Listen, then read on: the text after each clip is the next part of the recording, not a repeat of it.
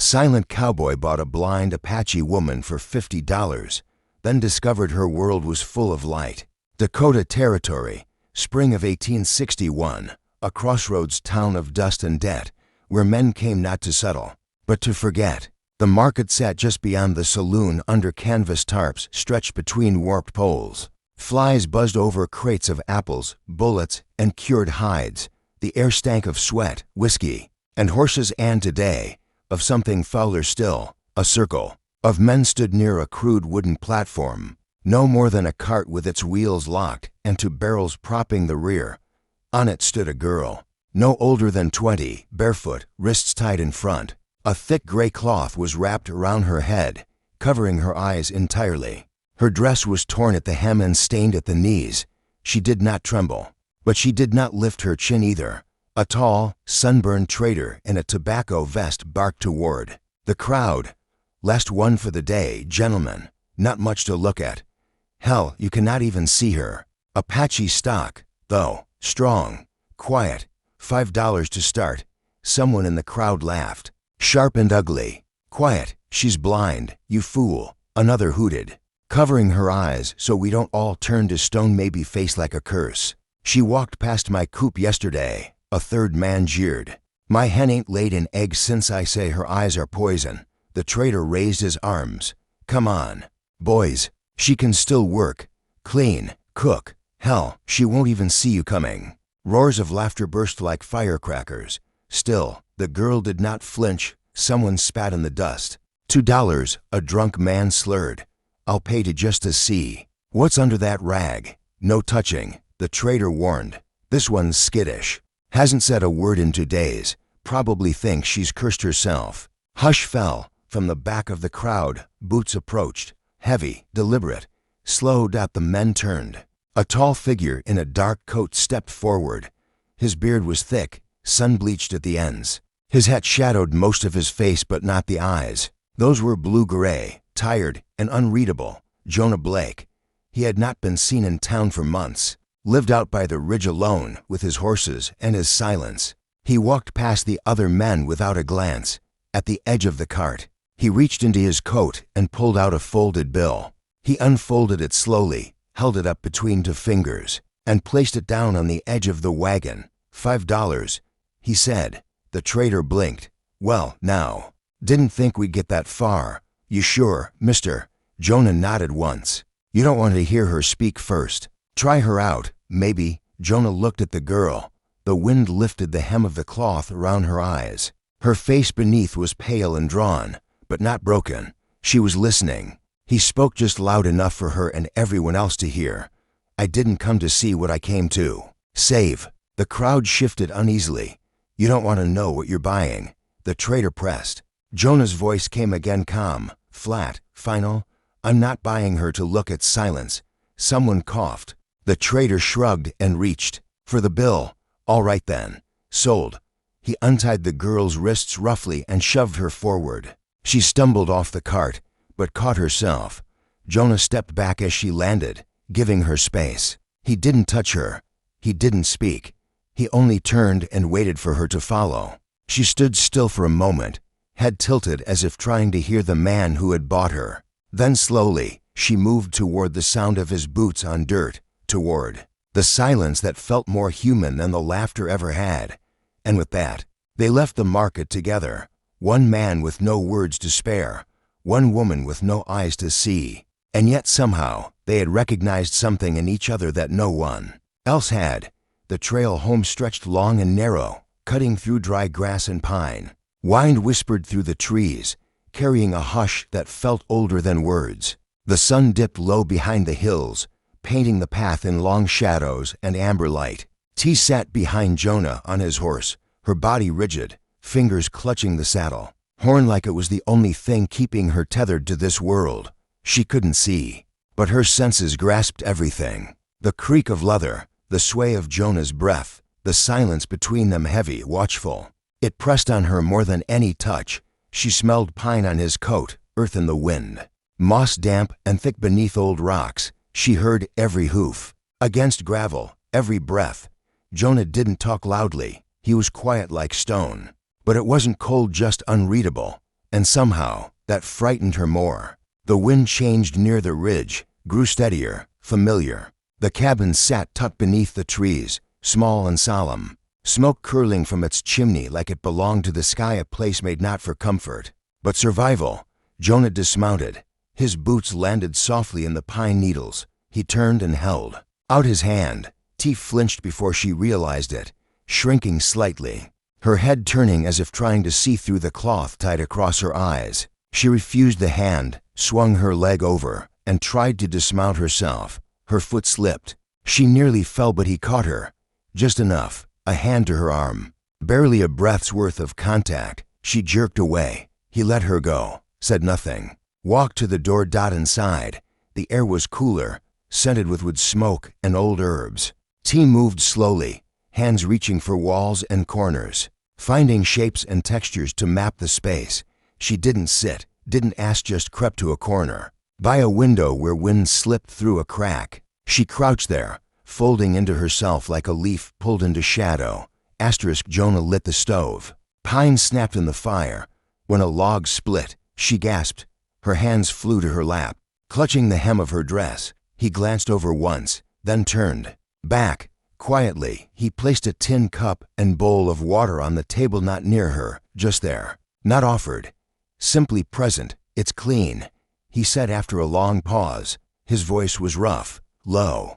Drink when you're ready. She said nothing, not because she wouldn't, because she couldn't.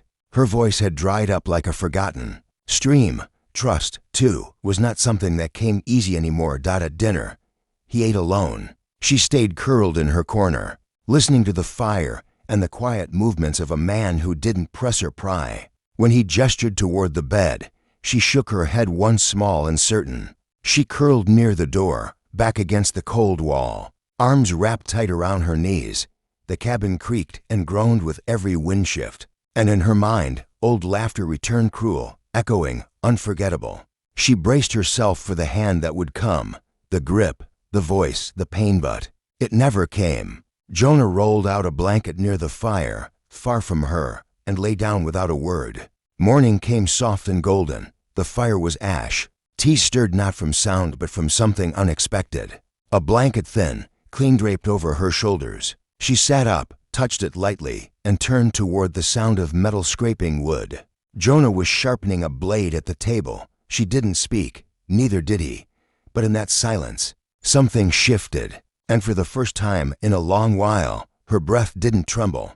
The morning was quiet, the kind of quiet that only settled after rain had passed in the night, when the earth still held the memory of water, and the wind moved with careful hands. Jonah had risen early, as he always did, stepping out onto the porch with his boots unlaced and a mug of coffee cupped between his palms. He paused mid-sip when he saw her. T was outside.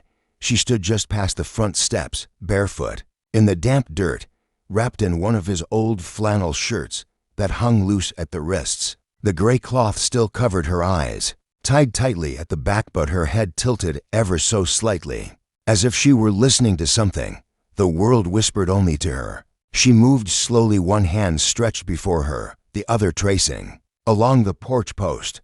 Her fingers lingered on the carved notches in the wood, then slid to the edge of the railing, down to the fence that lined the little herb garden. Jonah did not speak. He stood still, letting her move in her own rhythm, watching as her bare feet pressed into the soft earth.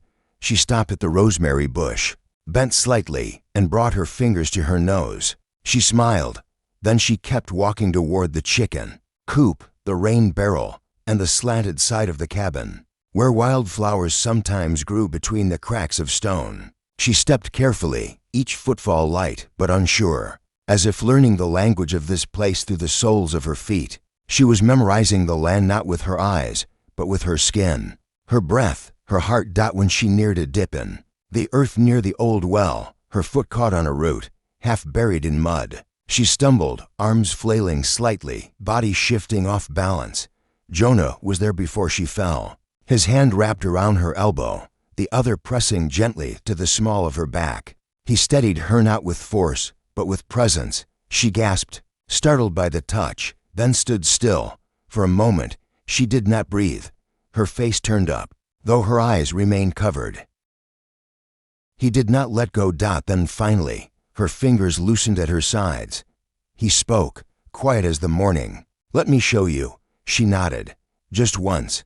He released her elbow but did not step away. Instead, he brought her hand to rest against his forearm. She gripped him lightly, uncertainly. They walked. He led her to the well first, placing her hand on the old stone rim, letting her feel its age, the moss, the cracks, then to the coop, where the hens stirred softly, feathers rustling under their breath. She laughed when one clucked close to her leg. He showed her the stable, the slope of the doorframe, the smooth rails of the gate. She ran her fingers across the weathered wood, pausing now and then to listen, to inhale. They circled back toward the east side of the house, where the apple tree stood crooked and half wild.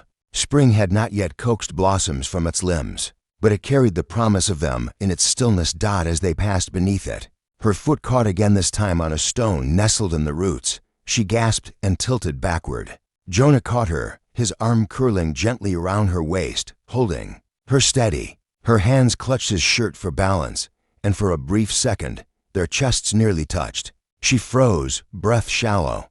He said nothing, made no move. Slowly, her fingers released him. She stepped back, and though her eyes could not meet his, her face turned toward where she felt him stand. A flush of color rose along her cheekbones. Her lips parted, then closed again, and sure, he cleared his throat, awkward in the way only quiet men are when emotion surfaces uninvited. "I'll fix the path," he murmured. She gave a soft, almost imperceptible nod. Then, after a pause, she whispered, "Thank you for not letting me fall." His voice came low. "You're allowed to fall. Just don't have to do it alone." She stood there still, the breeze tugging gently at the hem of her shirt, her hair catching light from the rising sun. And for the first time since she'd arrived, she didn't feel invisible. She felt seen, not for her eyes, or her scars, or her silence, but for being here, for learning the shape of a place that might one day be hers. And him, the silent cowboy, who said little, but always stood steady. He was beginning to feel like part of that place, too. The wind had been restless all afternoon. It moved through the pines with unease, rattled Jonah's shutters, and made the chickens pace in tight, agitated circles. The sky had darkened barely, but enough for Jonah to notice. Clouds gathered slow and low near the southern ridge. There was no thunder, not yet, but something was coming. Inside the cabin, Tiva sat by the window, her fingers resting on the sill. The gray cloth still covered her eyes, but her face was tilted toward the wind as though listening to more than its sound. "Something deeper. There's cold wind from the south," she murmured. "The kind that bends trees, not just shakes them." Jonah paused at his workbench, wiping oil from his hands. "The earth smells wrong," she added, "and the birds are silent." He stepped to the door and opened it wide. The wind hit his face like a warning, sharp, metallic, cold rain. He smelled it now too. Trouble. How bad? "Bad enough to tie down the roof," she said. Jonah didn't hesitate again. He moved. Within minutes, he was outside securing barn latches, covering hay, moving the horses into the strongest stall. The clouds deepened to slate. Then the wind roared. The storm wouldn't knock first.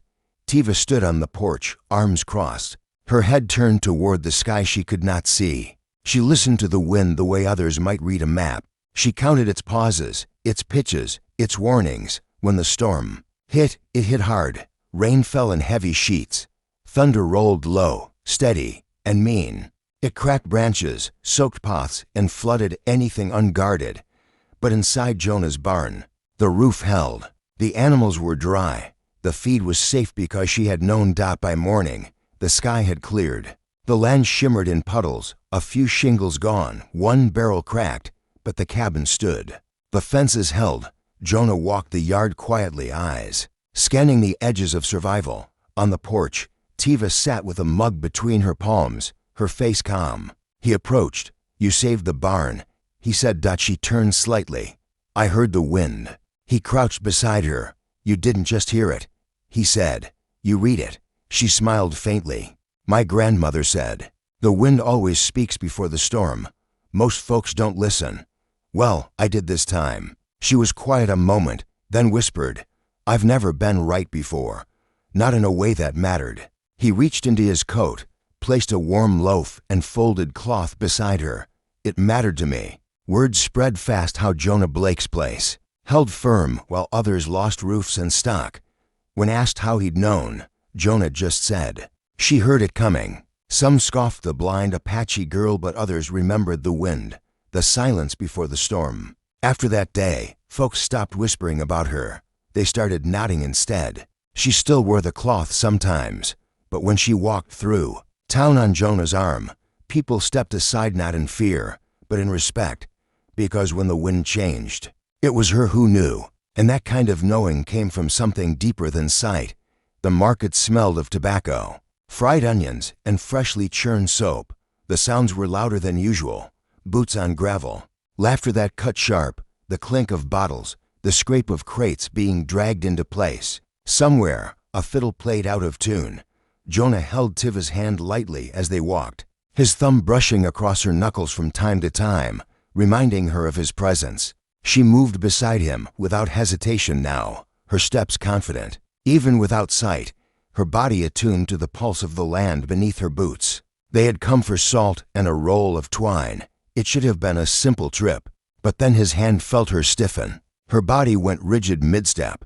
Her breath caught in her throat like it had been lassoed, and her other hand, the one not holding Jonah's, slowly clenched into a fist at her side. He turned to her, alarmed.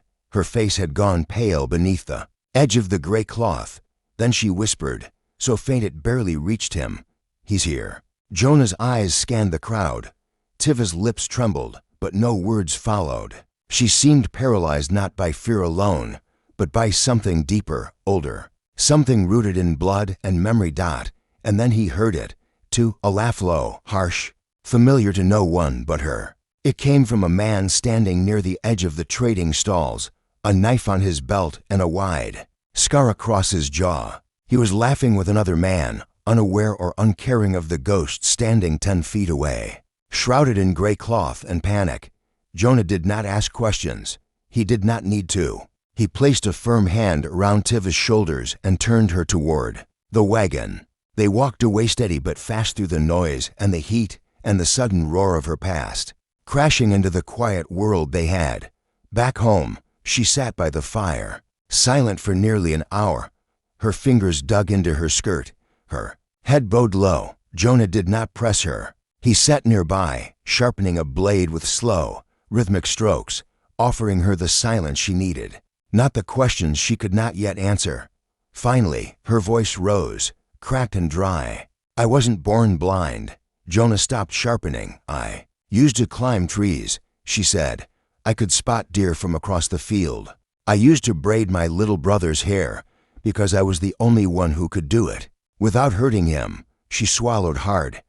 "But one night, men came to our village. White men, laughing, drinking. They dragged my cousin out by her hair." Jonah's grip tightened on the blade.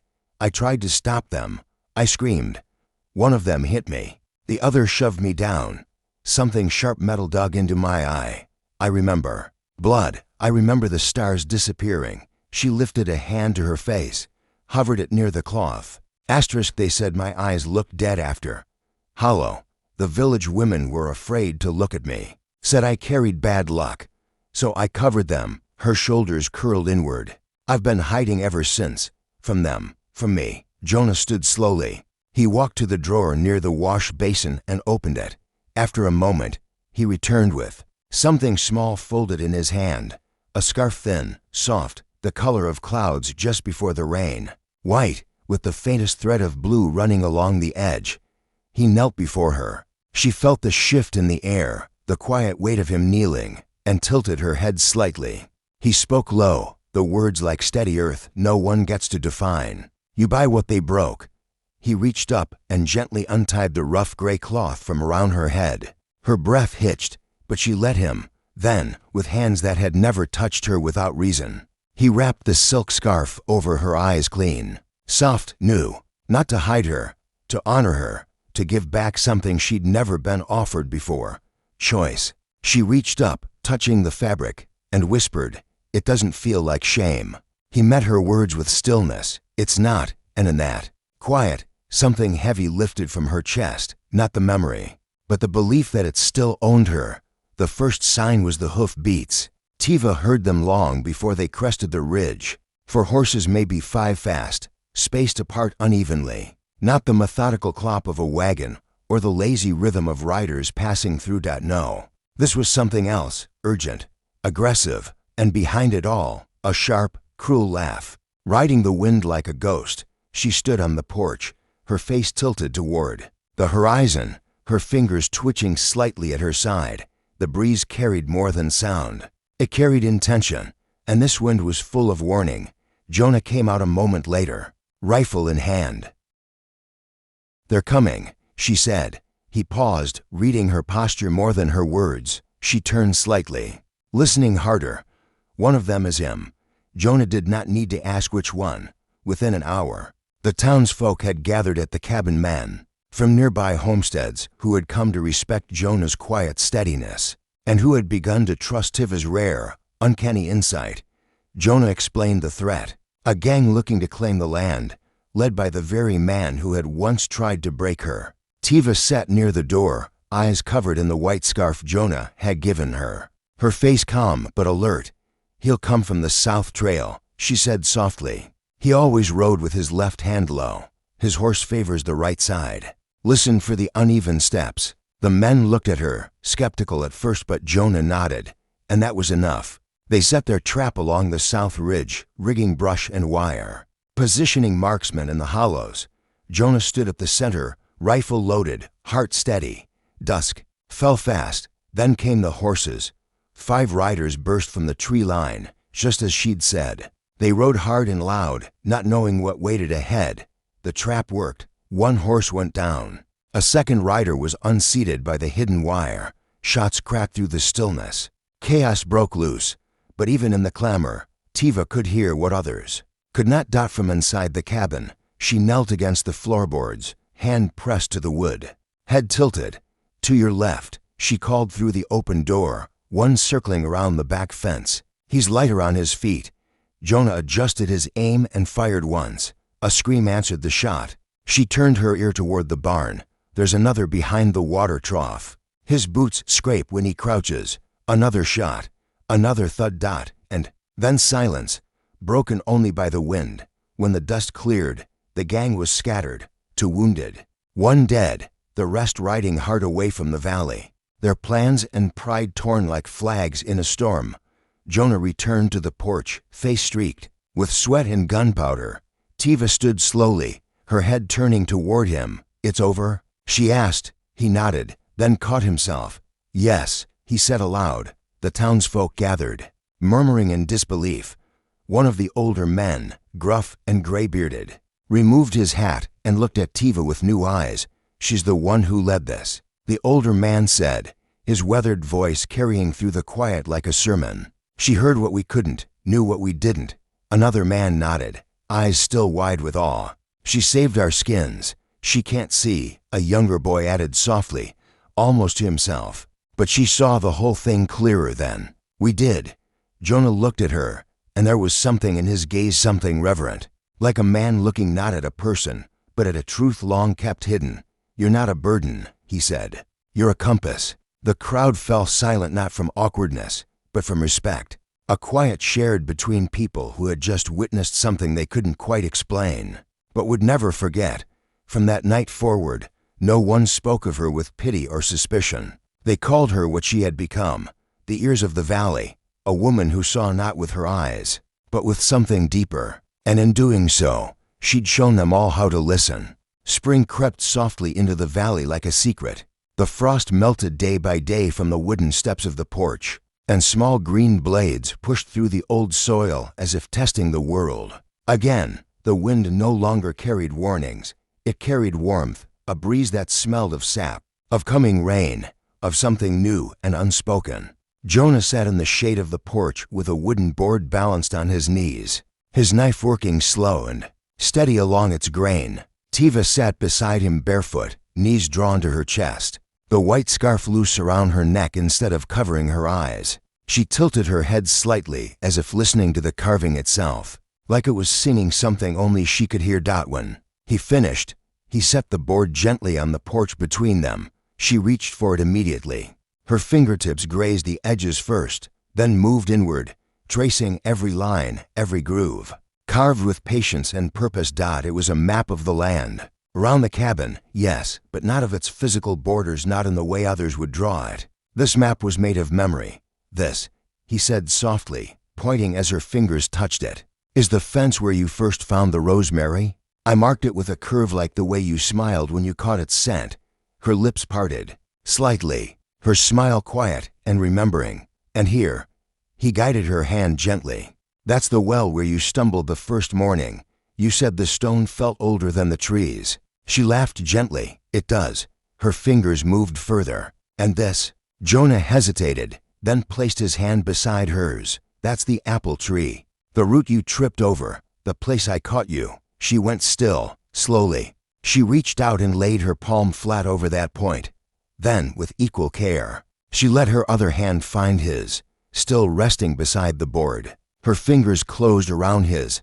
I've lived in places where I could see everything, she whispered, her voice trembling not with fear, but with something more fragile, truth, but felt nothing. Jonah said nothing. He only held her hand, tighter, as though to steady something inside both of them. Tiva turned her face toward the wind. It played with her hair, with a corner of the scarf at her neck. I don't need to see the sky to know it's above me, she said. I don't need to see your face to know you're watching over me. She turned toward him, blind eyes lifted with something unshakable.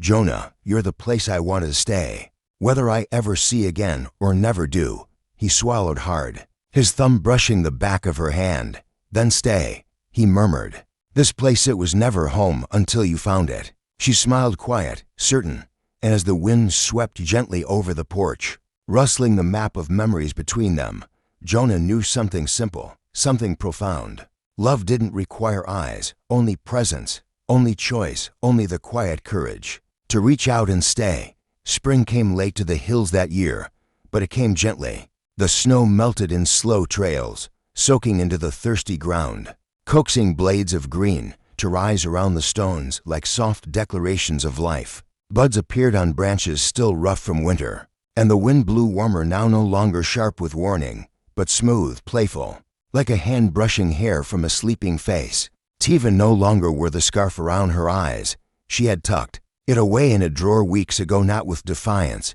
but with grace. Her hair flowed freely down her back, now catching light as it danced in the breeze. She moved through the yard without hesitation, her feet sure, her body tuned to the land.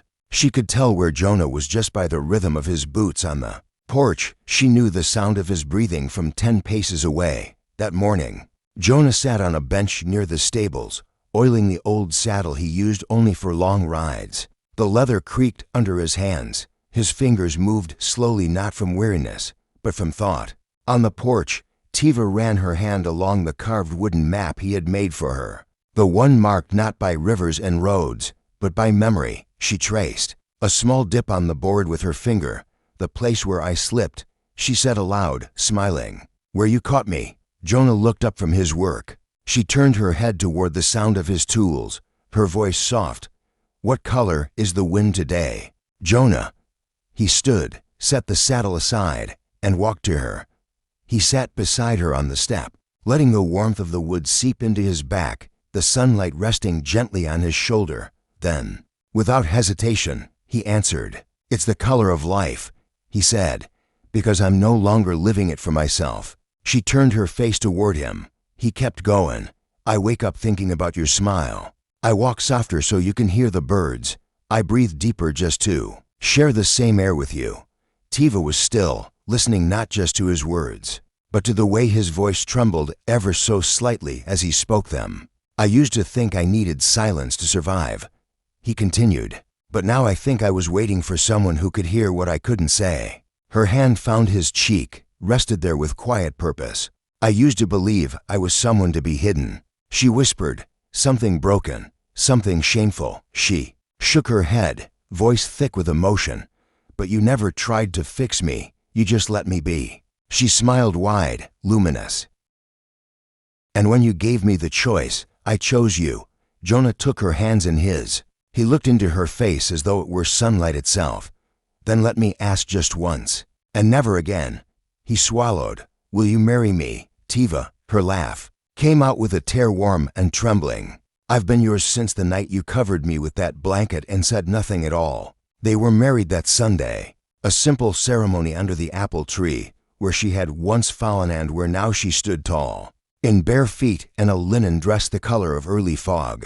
Jonah wore his cleanest shirt, the sleeves rolled just once. At the cuffs, the whole village came, that no one looked at her with fear any more. Children danced near her hem, calling her the woman who hears the wind, and the one who talks to birds. Old women brought bundles of herbs and smiles that didn't pity. The blacksmith played a fiddle off-key, and nobody minded.